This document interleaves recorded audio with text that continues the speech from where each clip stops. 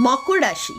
March মাসে মকর রাশির জাতক জাতিকাদের কেমন কাটবে এই বিষয়ে প্রশ্ন এলে প্রথমেই যেটা বলবো সেটা হলো এই মাস আপনাদের জন্য মধ্যম ফলপ্রদ। নিজের ভাবনা বা স্বপ্ন পূরণ করতে গেলে অধিক পরিশ্রম তুলনায় একটু বেশি পরিশ্রমেরই প্রয়োজন হবে। সময়ের কাজ সময়ে সম্পূর্ণ করা বাঞ্ছনীয়, তাই সেই বিষয়ে যত্নবান হন। কাজের চাপ কিন্তু এই মাসে আপনার থাকবে, তাই কাল করব বলে কোনো কাজকে ডিলে করাবেন না। কর্মক্ষেত্রে ঊর্ধ্বতন ব্যক্তির সহযোগিতা বা প্রশংসা না পাওয়ায় মন কিন্তু মাঝে মধ্যেই ক্ষিপ্র হবে, একে প্রশ্রয় দেবেন না। সম্পর্কের বিষয়টি ওঠাপড়ার মধ্যে দিয়ে যাবে।